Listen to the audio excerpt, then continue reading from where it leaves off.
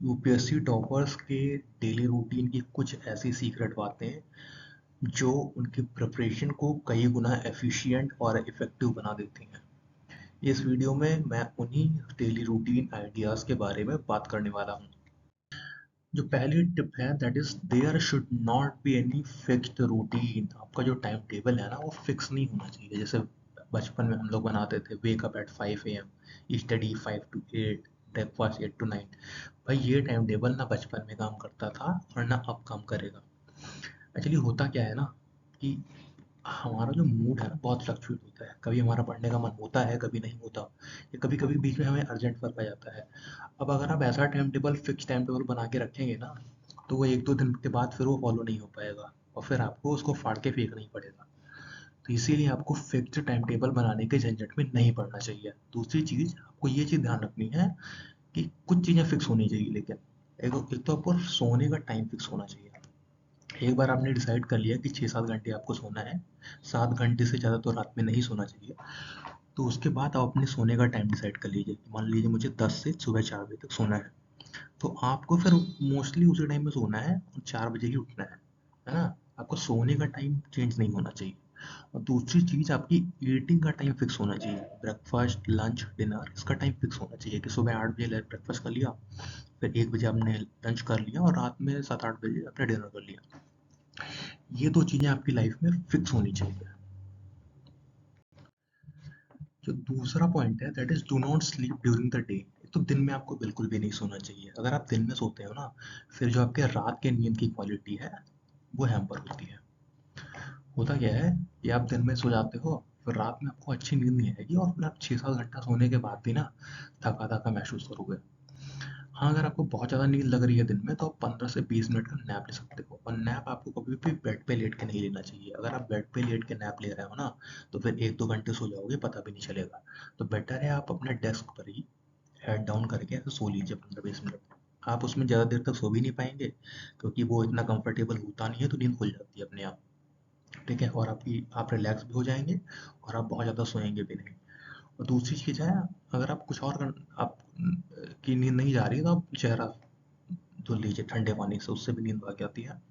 या कहीं बाहर जा कर के थोड़ा वॉक कर लीजिए खुली हवा में, है ना? उससे थोड़ा मूड फ्रेश होता है। और उसके बाद भी अगर आपकी नींद नहीं जा रही है तो आप कैफ़ीन ले सकते हैं, कॉफ़ी भी लीजिए, लेकिन शुगर बहुत कम डालिए उसमें, क्योंकि अगर आप उसने कॉफ़ी में शुगर ज़्यादा डाल लिया ना तो उससे तो और नींद आने लगेगी। 1 घंटे बाद वो शुगर क्रैश होता है तो फिर आपको और ज़्यादा नींद आएगी। और 2 बजे के बाद लेकिन कभी भी कॉफ़ी मत पीजिए। अगर आप 2 बजे के बाद कॉफ़ी पीते हैं तो भी फिर क्या होगा, आपकी रात की नींद में ना फिर दिक्कत होगी, रात में सोने में आपको दिक्कत होगी और आपको अच्छी नींद नहीं आएगी। तीसरी टिप है स्टडी इन द मॉर्निंग। ये जो सुबह 4 बजे से 9 बजे तक का टाइम है ना, ये 5 घंटे का नहीं, बहुत इफेक्टिव टाइम है। जिसने इसको यूटिलाइज कर लिया ना उसने तो आधी बैटल जीत ली समझ लो। भाई इस टाइम ना आप हमारा माइंड जो है बहुत फोकस, जो बहुत अलर्ट होता है, बहुत शांत होता है इस टाइम में। तो आप कुछ भी पढ़ोगे तो बहुत अच्छे से आपको चीज़ें याद होंगी और समझ में भी आएंगी। और इस टाइम आपको नेचुरल लाइट अच्छी मिल जाएगी, है ना? फ्रेश एयर मिल जाएगी। अपने कमरे की जो खिड़कियाँ वड़कियाँ खोल दिया करिए सुबह। तो इससे क्या होगा, आपको जो है जो माइंड है ना वो बहुत ज़्यादा लाइट अप हो जाएगा, बहुत अच्छा फील करेंगे आप, है ना? इस वजह से आप कोशिश करनी चाहिए कि सुबह जरूर पढ़ें। आप 4-5 घंटे सुबह पढ़ने का आदत डालिए। फिर फोर्थ पॉइंट है, ये एक आठ दी यहाँ पे, every day do these 3 things. एक तो आपको अपनी लाइफ में ना, अपनी जो डेली रूटीन में ये 3 चीज़ें जरूर शामिल कर लीजिए। ये तो रिवीजन हर दिन कुछ ना कुछ जरूर करने करिए, है ना? जो भी कल पढ़ा है उसका यार आज रिवीजन कर लीजिए। दूसरी चीज़, कुछ नया पढ़िए, ये तो आप करते ही हैं। और तीसरी चीज़ जो है, पीवाईक्यू और सिलेबस का एनालिसिस जरूर करिए। बहुत लोग ये मिस कर जाते हैं। भाई अगर आप पीवाईक्यू और सिलेबस का एनालिसिस करके पढ़ेंगे ना तो आपकी जो तैयारी है वो स्ट्रीमलाइन होगी और आप अननेसेसरी चीज़ों में भटकेंगे नहीं। ये जरूर करिए। आप बहुत लोग इग्नोर कर जाते हैं पीवाईक्यू और सिलेबस का एनालिसिस करना। एक भी दिन ऐसा नहीं होना चाहिए जिस दिन आपने पीवाईक्यू या सिलेबस का कोई भी क्वेश्चन नहीं देखा हो। थोड़ा बहुत आपको देखते रहना चाहिए। और रिवीजन जो है, मैं तो सुबह उठ के ही रिवीजन से पहले रिवीजन ही करता था। इससे क्या होता था, मेरा रिवीजन जो है डन रहता था, है ना? क्योंकि आपने कितना ही पढ़ लिया, अगर रिवीजन नहीं किया तो सब बेकार है। इस वजह से आप सुबह उठ के रिवीजन ही कर लीजिए। और ना करिए सुबह, अगर तो दिन में किसी टाइम रिवीजन जरूर कर लीजिए। फिर अगर आपके पास टाइम बचे तो आप करंट अफेयर मैगजीन पढ़ लीजिए 1 घंटे, और आप न्यूज़पेपर एडिटोरियल पढ़ लीजिए। ये जरूर आपको करना है, ठीक है? और इंडियन एक्सप्रेस का एक्सप्लेन पेज भी आप पढ़ सकते हैं। तो इतना काम अगर आपने कर लिया ना, इससे ज़्यादा को करने की ज़रूरत नहीं है। इतना आप डेली ज़रूर करिए। अगर इसके बाद भी टाइम बचे तो आप कुछ करिए, लेकिन इतना ज़रूर कर लीजिए, ये मिनिमम है। 5वां पॉइंट है कि 2-3 घंटे के चंक में पढ़ाई करिए, है ना? अगर आपने 1 घंटे पढ़ाई की फिर 1 घंटे ब्रेक लिया, भाई उससे क्या क्या होता है कि आपको फिर ब्रेक में ही सारा टाइम चला जाता है, बहुत टाइम वेस्ट होता है। और अगर आप 2-3 घंटे के चंक में पढ़ेंगे ना, तो ऐसा होगा कि आप 12-12 घंटे तक दिन में पढ़ लेंगे, है ना? 3-3 घंटे, अच्छा 3 घंटे पढ़ने का एक फ़ायदा ये भी होता है कि भाई जो एग्ज़ाम में आपको 3 घंटे कंटिन्यू फ़ोकस करना रहता है। भाई अगर आप रोज़ 3-3 घंटे के चंक में पढ़ रहे हैं ना, आपकी आदत बन जाएगी वो 3 घंटे फ़ोकस करने की, है ना? तो एग्ज़ाम में भी बहुत हेल्प होगी।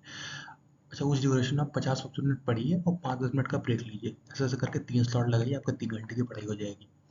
तो एक चीज़ और ध्यान रखिए, जो ये 5-10 मिनट का ब्रेक है ना, इसको ब्रेक को 5-10 मिनट से ज़्यादा बढ़ने मत दीजिए।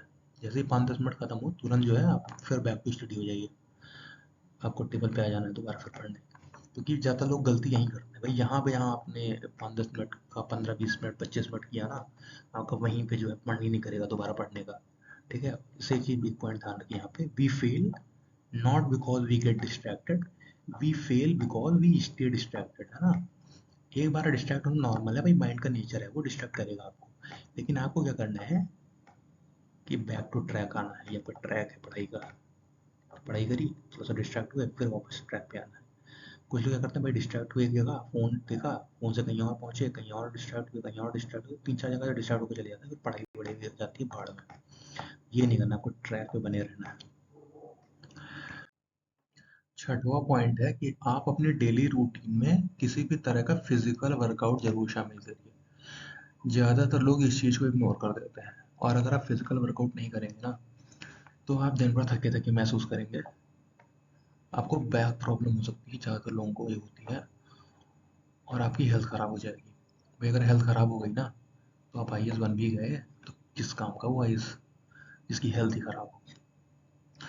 आपको ज़्यादा कुछ नहीं करना, आपको सिर्फ 2-3 चीज़ें अपने डेली रूटीन में शामिल कर लीजिए, आपकी हेल्थ अच्छी रहेगी। मैं 3 चीज़ें बता रहा हूँ, अगर ये 3 चीज़ें आप कर लिए ना, मुश्किल से 15-20-30 मिनट लगेंगे इसको करने में। आप सिर्फ ये कर लिया करिए, आपकी हेल्थ एकदम अच्छी रहेगी। एक तो आप सबसे पहले रोटेशन स्ट्रेचिंग कर लीजिए फुल बॉडी, है ना, सारे जॉइंट्स की, शोल्डर की, नेक की, है ना, वेस्ट की, और जो है नी की। इसका रोटेशन कर लीजिए और स्ट्रेच कर लीजिए, बैक स्ट्रेच कर लीजिए, थाई स्ट्रेच कर लीजिए। उसके बाद स्क्वाट्स लगा लीजिए, 3 सेट लगा लीजिए 20-20 स्क्वाट्स के, और 10-10 पुशअप्स के 3 सेट लगा लीजिए। इतना आपने कर लिया ना, मुश्किल से आपको 20 से 25 मिनट लगेंगे ये करने में, और डन हो जाएगी आपकी सारी एक्सरसाइज। इसके अलावा आपको कुछ नहीं करने की ज़रूरत है। और दूसरी चीज़ जो है, करेक्ट पोस्चर में बैठिए। कभी भी बैठिए तो बैक स्ट्रेट करके बैठिए। आजकल टाइम में लोगों को बैक पेन की प्रॉब्लम बहुत हो रही है, और आपको लंबे टाइम तक पढ़ना है तो बैक स्ट्रेट करके पढ़िए। अच्छा उससे आपको चीज़ें समझ में भी ज़्यादा अच्छे से आती हैं, है ना? अगर आप बैक स्ट्रेट करते हैं तो आप ज़्यादा अलर्ट भी रहते हैं, तो आपको दोनों तरह से बेनिफिट करेगा।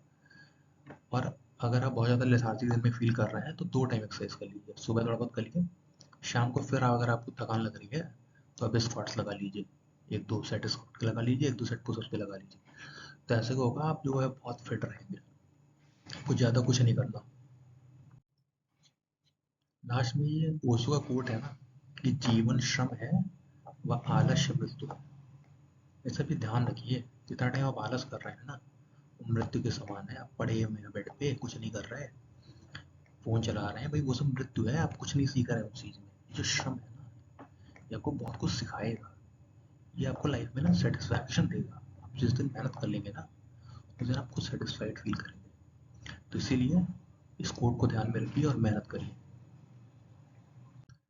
लास्ट में आप मुझे चैनल को सपोर्ट कर सकते हैं, इस वीडियो को लाइक करिए, इसे शेयर करिए, प्लीज़ इस चैनल को सब्सक्राइब करिए।